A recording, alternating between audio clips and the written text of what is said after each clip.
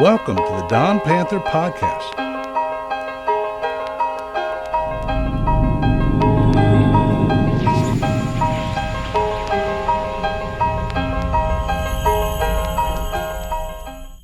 Welcome to another episode of The Least Amongst Us. I'm so glad to have today with us Dr. Yali Sawida Kamara from Cincinnati Wordplay. And it's an honor to have her as a guest because it's something that I guess I would say, it's when you have vision sometimes and you come upon an organization like, I don't think you've heard the story from me. When I first learned of Cincinnati Wordplay, I heard an advertisement on the radio, not an advertisement, an interview on the radio. And that's probably been 2 years ago. And that interview stuck with me. But when things come up together, it's a very powerful thing. But Dr. Yali Kamara has a very impressive resume and background that I want to tell. Dr. Kamara is a writer and originally from Sierra Leone, if I'm saying that right, an educator and a researcher from Oakland, California, and is the 2022-2023 Cincinnati Mercantile Library Poet Laureate, and is currently the Director of Creative Youth Leadership at Cincinnati Wordplay, Cincy, and is an adjunct assistant professor at the University of Cincinnati. And I guess with that said, the first question out the gate, Dr. Kamara, is what does it mean to be and what does it mean to be a Cincinnati Poet Laureate? Well, I'm really honored and excited to be here in conversation with you, Mr. Starks. What it means to be a poet laureate is essentially it's an ambassador of words and poetry. And so through this title, through this honor and position, I have the opportunity to interface with different communities, both formal and informal institutions around poetry. And so that means creating programming where people can learn about poetry, share their poetry, as well as show up at different events where there might be a wish or desire for a poem or for a poet to speak to a particular theme or set of themes at an event. And also the opportunity to celebrate the poetry that's happening in this city. So there's opportunities to engage and to educate, as well as opportunities to learn as a poet laureate, as well as to be a cheerleader. So just to be in the audience for other folks that are sharing their voices and their stories. And the other part of this experience and this opportunity is to amplify the voices of the city, connect Cincinnati to the world, and also to share parts of the world with Cincinnati. The city has a really rich history of arts, engagement. I mean, the socio-political history as well is really unique in this city. So it's thinking about all those things and how do we surface them and allow the world to see what this city has to offer and what it's had to offer historically. And as someone who's from the West Coast, from Oakland, California, I'm also a student of the city. So for me, an added bonus of being a poet laureate is also an opportunity to explore and engage with this city. How long have you been in Cincinnati now? Almost 5 years. 5 years, Yeah, okay. it'll be 5 years next month. Right. Yeah. Are you missing the sunshine of California? Yeah, but with global warming, we get those tropical days in Cincinnati too, so. That's true. It's nice today. Yeah, and, I must say that our experience with Cincinnati Wordplay, or Cincy Wordplay, has been amazing. One of the things that I recognize with working with the kids here at Dawn High School is the power of the stories that I understand and their background that they have, and the use of being able to tell that story, whether it's poetry or some other written form of words. And I'm very, when I looked at when I was looking for some type of organization or means of being able to help the kids express themselves, I was very impressed with Cincinnati Wordplay or Cincy Wordplay's. I guess I would call their statement of why they exist. And the way it reads, Wordplay is a grassroots founded nonprofit organization committed to activating the strengths of children and teens in a safe, inclusive, inspiring place. That's powerful, right? Through arts infused storytelling and performance programs where young people learn in the community, uncover personal narratives, and have their voices be heard and valued. And I think that, based on our work over the last, 5, 6, 7 weeks here at Dawn, I can certainly see that we've gone down that road. And I'm very thankful for what you guys have been able to do with the kids. Thank you. Can we talk a little bit about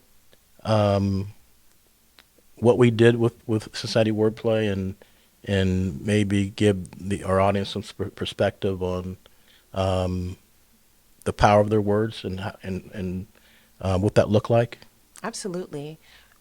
So I would like to start saying that arriving at Dawn was a bit serendipitous for me, which is wonderful. I've been working with different schools throughout Cincinnati Public School District, and I came to Dawn to accompany Spring Pillow, who is the director of programs at Wordplay Cincy, and she. I want to shout out to Spring because Spring was awesome, very nurturing and very good with the kids, and I really appreciate it as well.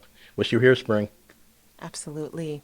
And to add to that, yes, Spring's an amazing veteran educator who's also an artist and who's done a lot of work with different communities throughout Cincinnati. I think she once said to me, it's a small world. I was like, no, it's a big Spring. She's connected to everyone in the city. And so I was able to accompany her here at Dawn, but she'd been doing work with the Mayerson, who we'd like to thank for their support with us financially as well as artistically with Wordplay. And so I joined her as she was, after a few weeks of working with the young people at Dawn, creating I Am poems and thinking about identity and other facets of who they are. And so what I've experienced working with Dawn and thinking about the work that Spring has been able to do with these students successfully and beautifully is that Dawn students they're incredible.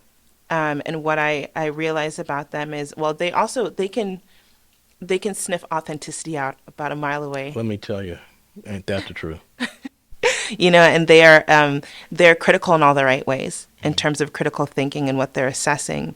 And what I've enjoyed working with them, what I've experienced, and this is also a compliment to your partnership and your work with the students and community that you created for us to be able to come in there, and also a nod to Spring as well for the work that she's done, is able to talk to students who've had a wide array of backgrounds and different situations that they've been in, and they are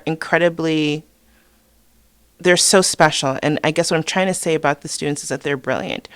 And in their poetry, what they have exemplified is a sense of vulnerability, honesty, candor, and they lay bare the ways that they see the world. And they do it in ways that are unique, and each of their voices are unique. And I think they're able to share them in different ways.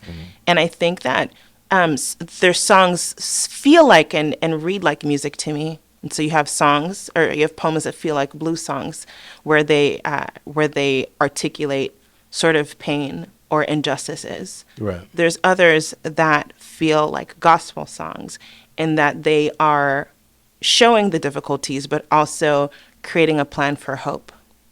And they also recall the strength that they come from, which is like a gospel song. And then there are other poems that read like anthems. And what I mean by that is they create poems that not only guide themselves, but guide each other in that space, and whoever else is fortunate enough to hear or read the map that they're creating. Okay. And the maps that they create are towards the future.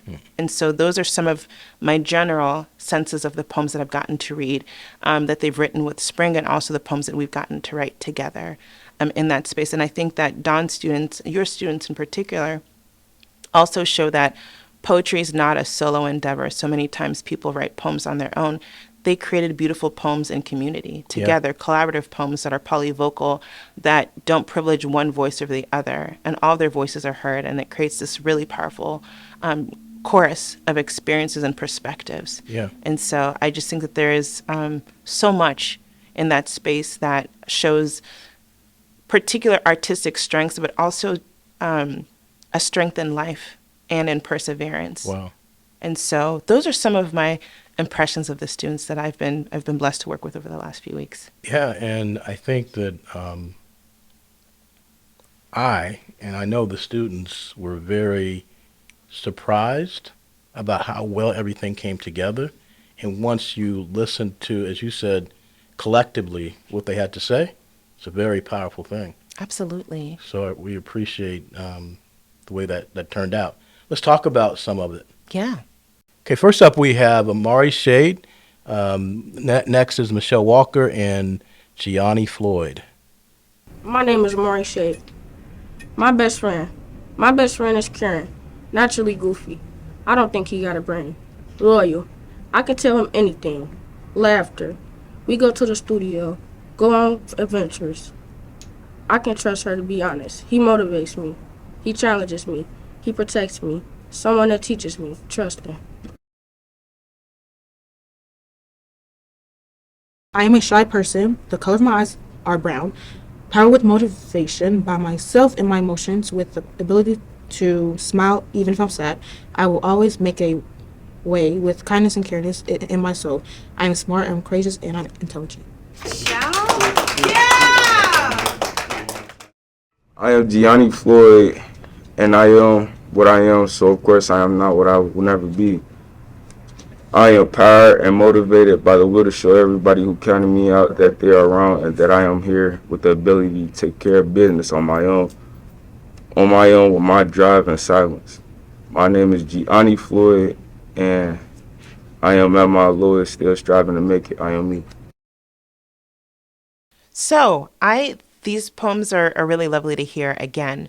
So starting with Amari Shade's My Best Friend, this is actually a group poem. So Amari is reading a poem that the whole class created. So there's probably 12 voices in this poem. And they're exemplified by the different characteristics of the best friend, being caring and naturally goofy. I don't think he got a brain. I can tell him anything. And you hear in this poem, the best friend goes from him to her. I can tell him anything. We go to the studio, go on adventures. I can trust her. He motivates me. So it goes back and forth, and that sort of shows the different qualities of a best friend, the different presences of a best friend, the different identities of a best friend. And so there's also this honor of the polyvocal here. So this is a poem that's rooted in collectivity. Yeah. And even thinking about the ways the poem came to be, I know we asked a question in class, and you shared stories about your friend, the friend that moved to California, and Yes. we're talking about the past and thinking about how friends motivate us to do our best. And so there are poems. This poem, there's an analog poem about the worst friend, right? So this poem is thinking about all the qualities that feel good and the gift of having someone understand you and affirm you. And so it was wonderful to hear Amari share this poem and to be a part of this poem. Yeah. And to read it with such ease and confidence. And I think when Amari was reading the poem, you could almost hear her recalling the experience of putting this poem together, which was really wonderful to hear. It was a fun thing to do, and I think that you can tell the kids had a great time with it because there was a lot of laughter and playing, and they were going back and forth as a group. Yeah. Sharing, and I think this was one of the ones when I mentioned that being surprised how well it turned out. Yeah. This is one that I would say turned out very well, and I wasn't quite sure in the beginning. Yeah. And it was fun for them to see them too. Think, I was like, this could be interesting. Let's just keep going with it, and to hear them share their responses after having a sort of conversation about the most important qualities of a friend, and then having them have this come together in a way where the sort of sequence is wonderful. And this is a poem too where Kamar made a comment about the way that the poem started. And he's like, it doesn't quite, and he's a little timid at first to share his thoughts. Right. And then he shared something about the quality of the beginning didn't quite land right. And his comment changed the poem. It did. improved the poem and enriched the poem. So those are my thoughts about My Best Friend. And it was wonderful for them to feel that sort of ownership, or for him to feel that sort of ownership over the poem and want to suggest an edit and to have his classmates affirm, and give their vote of confidence for that sort of change to Right. improve the poem. So I'm thinking about Michelle's poem, and it's amazing that she starts off with "I'm a shy person," and so we know that if you're writing a poem and you know that you're shy, if you're reading a poem, it's already pushing yourself, and there's already a challenge that's being taken. There's already risk being taken in the first line, so Right. it's pushing against who she finds herself to be, or the speaker in this poem. And there are particular things that show up in this poem that are really beautiful. Then there's a stare at the self, looking at the eyes. My eyes are brown. And so this declaration of like how I see the world is informed through the color of my eyes. This possible read on it. And then there's beautiful rhymes paired with motivation by myself and my emotions. And so there's the ways that language plays in this poem. There's a rhythmic element to it. And then, we think about with the ability to smile even when I'm sad. That rings like hope. Right. That goes back to my thoughts around the gospel song that's showing up in these students' work, or them creating gospel songs. I will always make a way with kindness and careness in my soul. So something about like, what are the sort of mechanisms that keep Michelle sort of gesturing towards perseverance. And so that pops up in here too. I'm smart, I'm courageous, I'm intelligent. And so this poem is very self-assured. To start from being shy to by the end being courageous, we see this sort of evolution in the character of Michelle, or the speaker, and I'm intelligent, is landing on something that, a sort of quality that would get you to your tomorrow. Right. And I have to say, Michelle, I was quite proud of the fact that she stood firm and said this poem out loud. And that's a great thing. Good job, Michelle. Absolutely. And what's so cool about Gianni's poem, and it's been fun getting to know Gianni, is the poem is number 3, Gianni Floyd, but he doesn't start that way. He says, I am Gianni Floyd, and I am what I am. And so we call that a bleeding title, where the first line is also the first line, where the title is also the first line of the poem. And so he snuck in a technique there that poets don't often do successfully. And so I am Gianni Floyd, and I am what I am. It's wonderful. And so, of course, what I am not, in his poem, I will never be, kind of plays with philosophy and the self, and who is the self, and who the self is not. And so there's these sort of, I think, kind of existential questions he's asking in this poem, and thinking about just who he is as a person, and just kind of thinking about like maybe identity as a prism, who he is from one perspective or another angle. So it's interesting to start that poem that way. And then he also, the next thing he does in this poem is he acknowledges that not everyone believes in him. And instead of using that as something that is a deterrent, it's something that he intentionally pushes against to get to where he needs to go. And so, and a lot of people can feel down or downtrodden by being doubted, but I am empowered and motivated by the will to show everyone who counted me out that they are wrong. Wow. And so this is a declaration of the self that counters what he may have been told about himself, and that I am here with the ability to take care of business. And I love that. Wow. I love that. I still am goal oriented. I'm still driven in spite of, and on my own with drive and silence. And getting to work with Gianni has been wonderful. And I think of the expression "still waters run deep," and thinking about someone who has a lot to offer and is quite selective with words, and is quite intentional about words. It's almost as though he speaks in poetry. The words are very carefully plucked and very carefully curated, and I see this here too. And the poem ends, I love looking at beginnings and ends of poems. I am Gianni Floyd is how it starts, and the poem ends with, my name is Gianni Floyd. I am at my lowest, still striving to make it. I am me. Of course, I have to put a heart right by that line. I am at my lowest, still striving to make it. I am me. It is so, I think, often so difficult for poets and writers to share that type of vulnerability, to feel a heaviness, but still push against that heaviness. And that's what the poem continues to do over and over again, is not to to turn away from the difficulty, but faces the difficulty and continues in spite of. And so, again, this poem is something that gestures towards a hope. And I hear here, too, I am Johnny Floyd is the first line. Last line is I am me. And so that also speaks to this unwavering authenticity in who he is as a person. And so it's a poem that is really true. When we say that there are power in words, those were so powerful. I mean, the way you lay out, I guess, the complexity of how Gianni put this together is very beautiful, isn't it? It's a Yeah. pleasure to read these. It's a gift to read these, you know, and like I said earlier, you know, these are roadmaps and guides, and whoever gets to read them, they're always learning. We don't encounter less by reading these poems. They do something for us, and they expand and grow and challenge our humanity. Yeah, and, So, and what's amazing for me is his teacher. I learned a lot about Gianni in this poem. that's awesome. Yeah. That's So- awesome. Thank you for that. Thank you. Next up, we have Ramiko Solomon, Martha Scars, and Alexiana Mason, also AKA Lex. I am Ramiko, who tries to bring hope and joy. Happiness is life. My name is Martha Scars, and this is a group poem. What will life be without pain? A sinking ship, a dream. Too good to be true. Hope, like an unbothered lifestyle. Trash, wonderful, pointless, hopeless. Life without pain is a struggle. It seems too fake. We build a fake life when we fake pain. Pain is a way of development. It would be like Adam and Eve not eating fruit from the tree. Life without pain, it would be nothing.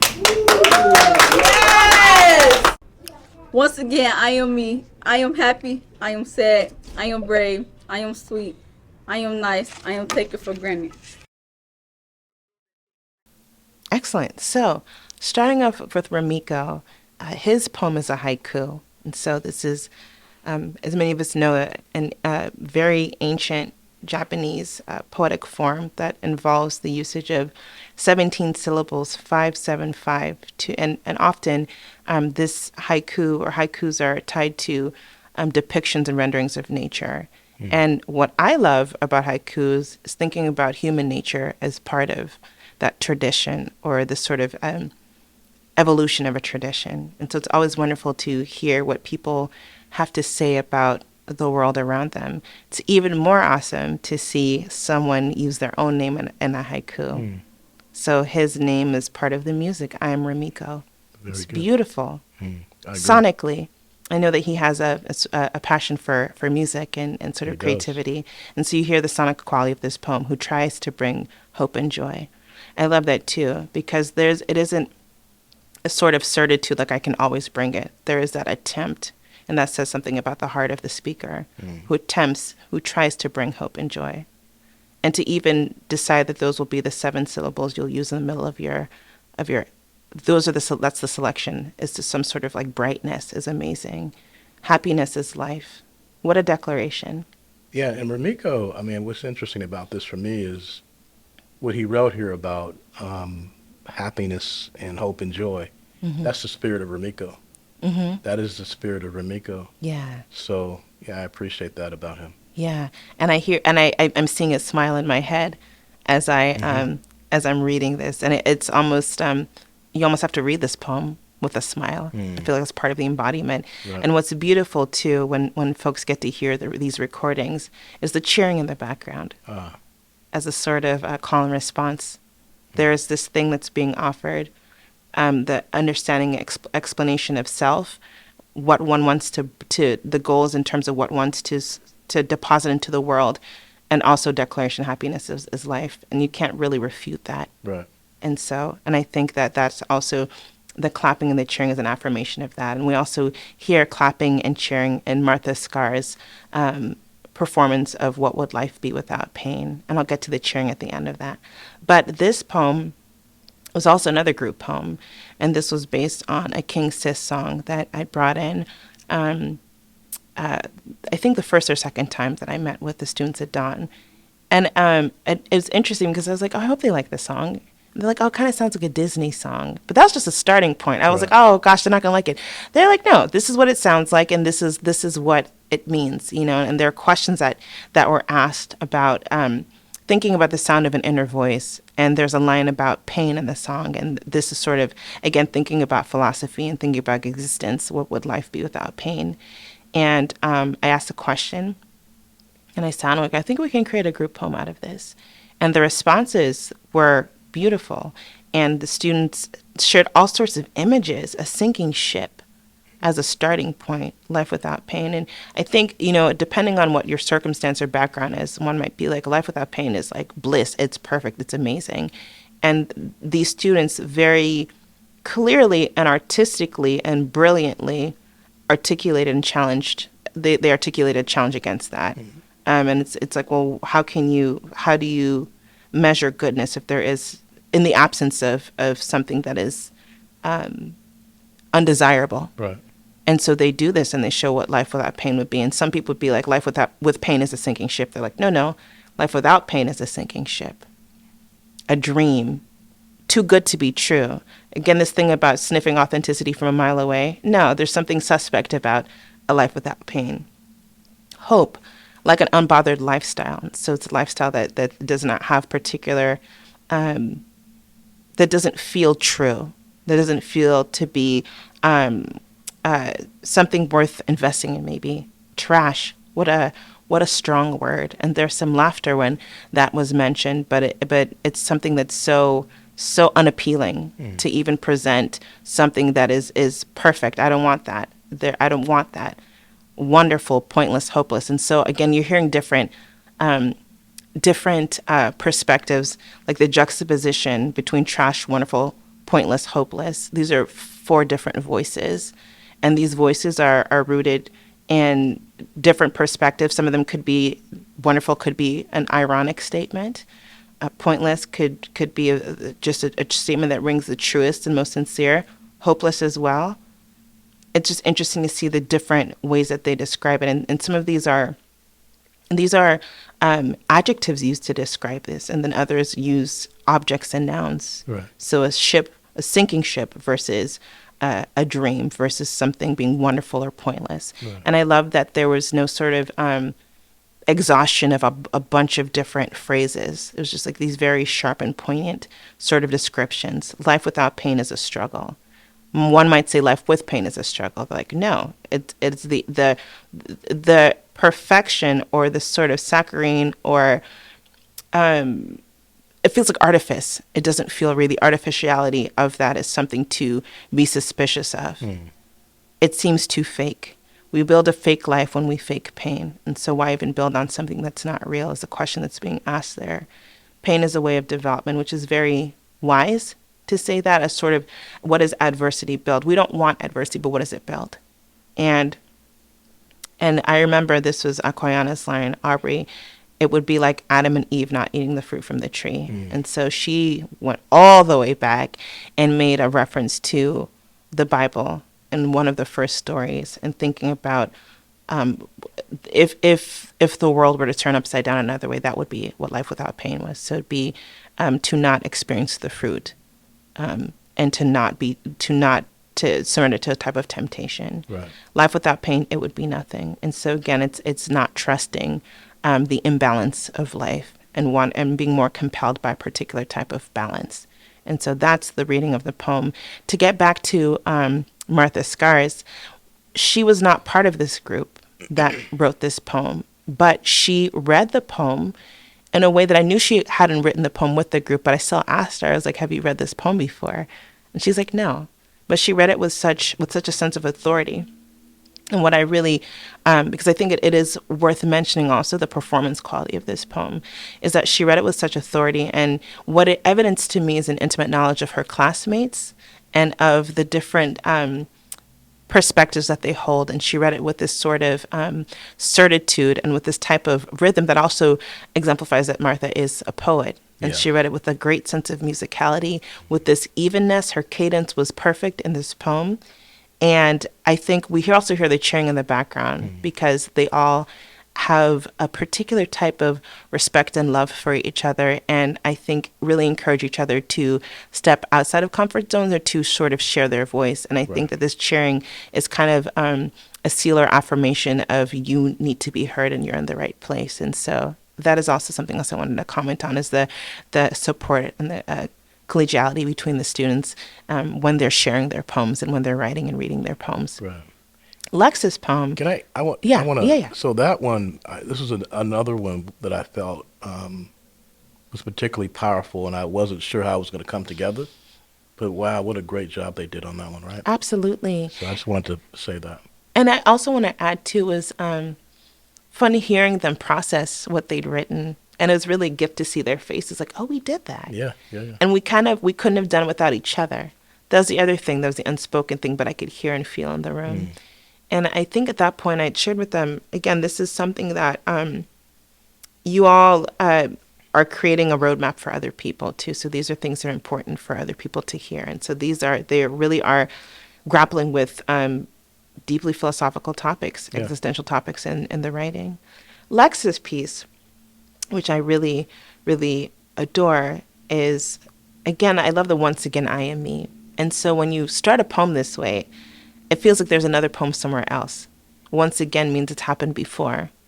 And it's such a cool place to start, and kind of this in the middle of something in media res. Like this is where it's starting. And it feels like this is part of a book. And so there's something artistically that she does here that shows that there is a former or something that we're stepping into that has already existed, and maybe another chapter of a book that's ahead or another poem that's ahead. So we're right in the middle of something. Once again, I am me. And we're like, well, what is me? And she details the me. I am happy, I am sad, I am brave, I am sweet, I am nice. And she doesn't say, I am happy, I was sad, I am brave, I was sweet. She's all these things at the same time. Wow. And so there's this, I really like that she shares that you can have many qualities about you at the same time, and they can be contradictory, but that does not, we're complex, and we need to be seen as complex and not just one thing. And so there's different ways of reading her, and there's a sort of multitudinal sensibilities that create or constitute her personality. And I like the end too, which is it's a heavy ending. I'm taken for granted. And so it's all these things about who she is, and then the last line is who others see her as. And so she's showing all these different perspectives. And maybe it begs the question, do people only address those or want to deal with those that are kind of simple? Are you taken for granted when you're complicated or complex? Is it easier to engage with people that are one note? And so then it also makes me think, well, where does someone who's complex and who has a lot to offer, where do they become celebrated? And I think that listening to her classmates all being quiet and really listening to her poem, I think it's in that space. And what I've gotten to know from Lex is what she shares in terms of her personality, her passion for dancing. And I think almost this poem too, if we're thinking about metaphors, the poem is kind of like a dance. It goes to these different places. It vacillates. It has an incredible movement when it comes to emotion, in ways that are surprising. To go from happy to sad to brave to sweet to nice to being taken for granted. Wow. And so it feels like maybe an act or a dance that we're seeing in very 1, 2, 3, 4, 5, 6, 7, and 7 lines. Maybe days of the week. There's something that feels very complete about this poem. It feels very intentional. It does feel like a dance, and makes you wonder about the poem before and the poem after this poem. Hey. The next poems we have are by Kayla Sipe, Izzy, Christiana Murray, and Latrell Rogers. My name is Kayla, Kayla. I'm reading a group poem, My Inner Voice. My inner voice is me. It sounds like a negotiator. My inner voice sounds like someone who is cautious. I hear my inner voice all through the day. I hear it at nighttime. My inner voice sounds like multiple people at once. My inner voice is a reflection. It's crying out for help. My inner voice is still developing. Maybe it's my mother is my inner voice. Spending time with my family that passed away is my inner voice. Tomorrow, I will sleep the day away gladly. This is what I want. I am Christiana and I'm doing a group poem. My toxic friend. My toxic friend is a liar. Backstabbing is a snake, is a user. Is the loyal, is a leech, unhealthy, it's evil. Causes me pain, wants me to fall, brings me down. The vicious emotionally draining negative. Doesn't make space for me or my good news. Non-caring is quiet, it holds me back.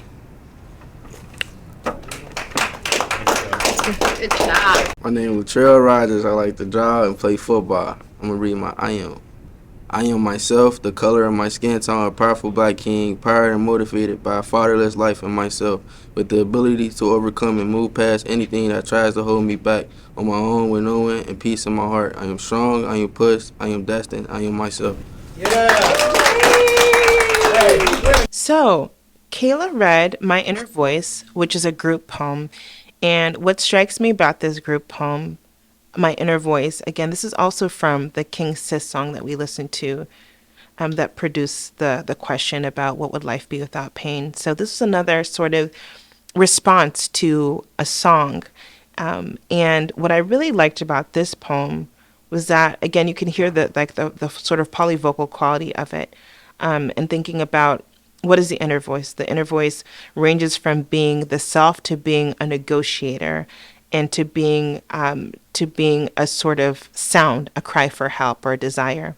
What's also really striking about this poem too is, I think, when you think about the inner voice is not necessarily something that is developed on one's own. It's the context of the inner voice is it's sort of predicated on other experiences, and it's concocted from memory and from exchanges with other people in the students' circles as well as their families, and just the sort of stories each of them has had. And so I think about particular lines here, again, thinking about the negotiator, and so thinking about maybe who a student is on the outside, as who they are on the outside, also translating to who they are on the inside. So how are they able to sort of negotiate or think through different sorts of opportunities to make choices. I also think about inner voice as reflection. So the inner voice becomes then a space to sort of contemplate the past. And then the inner voice is still developing. And so this shows the inner voice, there's space for change and there's space for evolution. And there's also the welcoming of other experiences to create who this young person is becoming. And then we also had a line that was really striking here. Maybe my mother is my inner voice. And I remember this line, one of the students shared this line, and was based on one of their classmates joining me and asking them questions about the inner voice. And so the ways that she was asking questions to this student helped prompt this response. And I thought that was really beautiful to be able to collaborate with students, to be able to sort of extract particular responses from other students. And so this was a wonderful collaborative experience.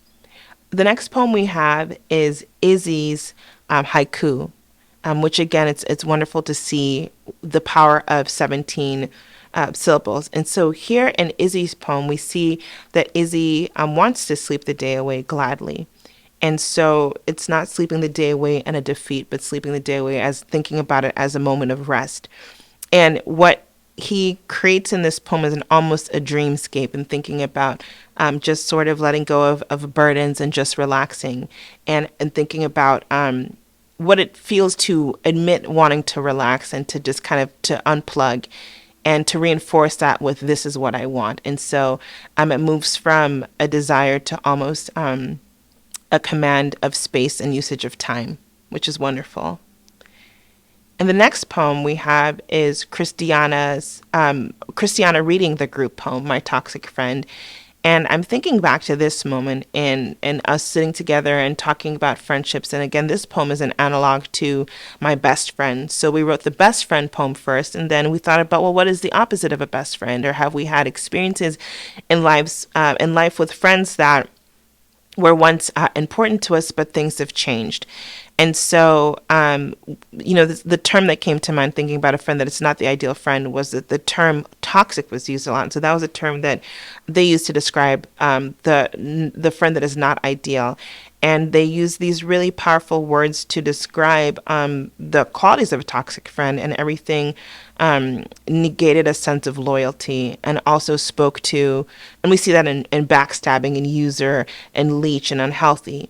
And we also see that the students have an understanding that sometimes friendships that are poor are not overtly poor. There's ways that friendships that are poor are pernicious. And so we see that in the usage of the word snake, which is capitalized here. And there's a lot of emphasis when the students were talking about the snake. And we think about a snake being slithery and quiet, unless the snake is perhaps hissing or has a rattle on the end of its tail, but something that moves in silence. And also by the end of the poem, we see non-caring is quiet and holds me back. So again, the students are aware that toxicity is not necessarily something that is verbalized, but also can happen in sort of a violent way that lacks sound and can be hurtful in its silence, but in its intention.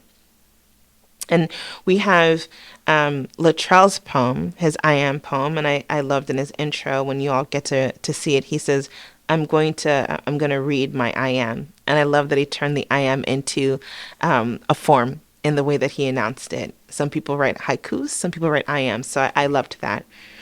And I love that the poem is so rooted in self-assuredness. And this poem is like a love letter to self, in that it starts with that I am myself. And the next thing is the color of my skin tone, a powerful black king. And so there's this assertion of strength and value. And then what happens in the next line is quite surprising. When we think about stories, tropes of royalty, is that there's these sorts of completions, or this family member exists and that family member exists and we live in a castle and this, that, and the other. What he says here, though, is powered and motivated by a fatherless life and myself. And so in spite of what is missing, it does not negate his royalty in that he's regal. And he's motivated by two things, powered and motivated by two things in that line. And it's the absence of a father, but the presence of the self. And I think that's really interesting. They do not cancel out each other. The self is still, it's still in its integrity, and it's strong. And maybe it's strengthened by what does not exist, but it is not, the identity is not undone by what is not there, which is really a beautiful statement, with the ability to overcome and move past anything that tries to hold me back. And so again, this is the theme that we see here, the recurring messages of pushing past, not denying that there's difficulty, but promising to push past that difficulty on my own with no one and peace in my heart. And so, and again here, not being undone by a sense of solitude, but being sort of fueled by what exists in the soul and in the spirit of the young man, which is peace in his heart. And then the last 4 lines are just assertions of self, strong. I am pushed. I love that turn of language. I am pushed. Not pulled, I'm pushed. And there's something powerful about that usage of that verb. Yeah. And it's pushed towards what? I'm pushed, I am destined. So it's a push towards destiny. Yeah. And so the way that these lines unfurl and the circularity of the poem is beautiful. It ends on I am myself, and that's also the first line of the poem. And so in this poem, Latrell has created a world, and inside this world is his regalness, or his losses, but also the profound gains, sense of self-motivation, as well as being guided by serenity and a sense of purpose and tomorrow. And that is another poem that it just it's so brilliant, and it really shines in what it's in its statement and its confidence. Yeah, I particularly like this one. If you know Latrell, he definitely is a powerful black king. Mm-hmm. So I love that statement he made there. Yeah. Okay, coming up next, but not last or the least, we have Akoyana Smith, aka Aubrey. We have Ja, and also again Christiana Murray is going to read a poem. Hello, I'm Akoyana Smith, aka Aubrey. I am a solo artist. Today I am grateful for what I have, for it could be gone tomorrow. I am healing, I am me, I am angry, I am sad, I am brave, I love love. I love me, I love my past, I love my trauma. I am healing, I am also me, blessed to be in a place of healing with a small doubt. Once again, I am me, I am happy, I am sad, I am brave, I am sweet, I am nice, I am taken for granted.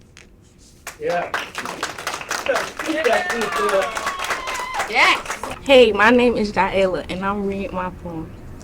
I am finding myself. The color of my skin is black. Powered and motivated by my dad's death and just wanted to give up so many times, with the ability to keep going and being successful. On my own, with the ability to wipe my own tears and keep my head up. I am healing, I am blessed, I am going to make it.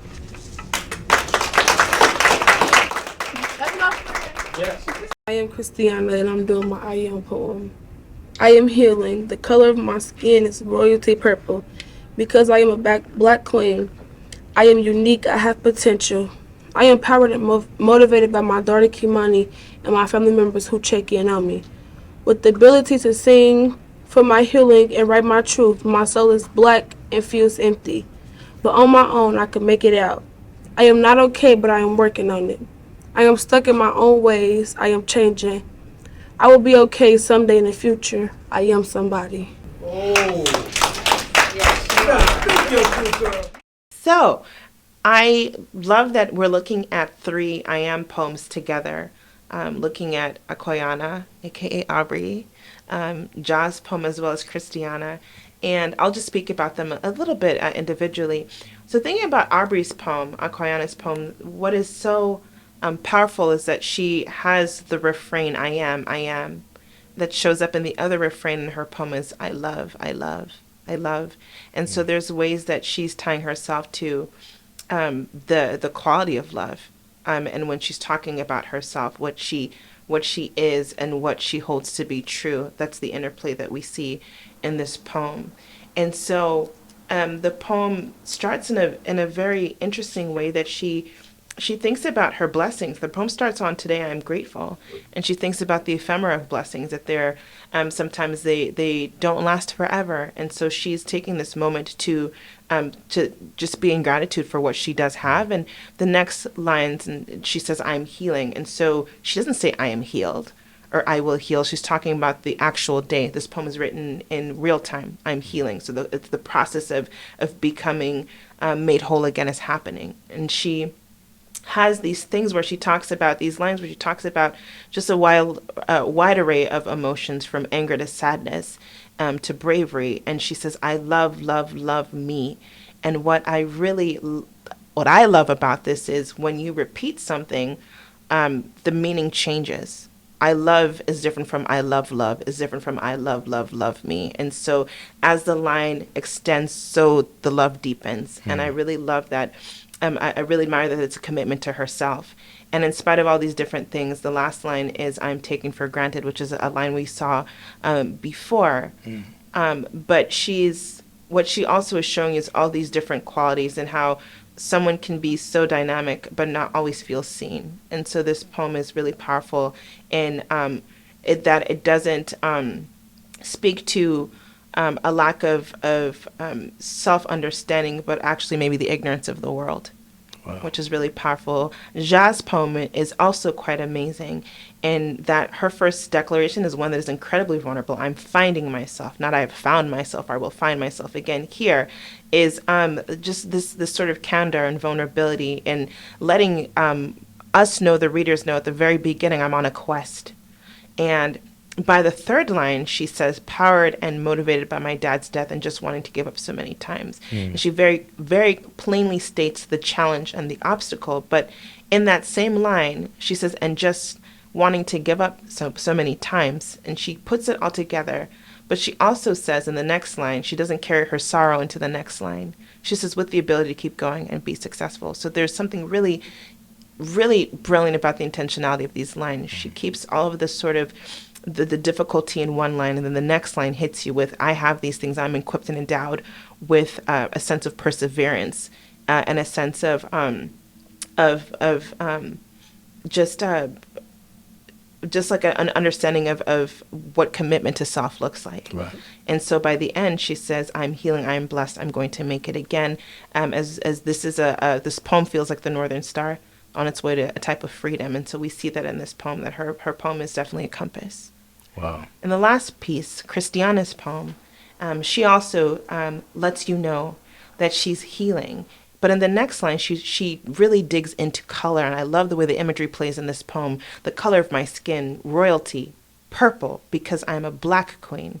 And so she's all these colors, and she's sort of giving a nod to almost the prismatic quality of herself, which is really, really beautiful.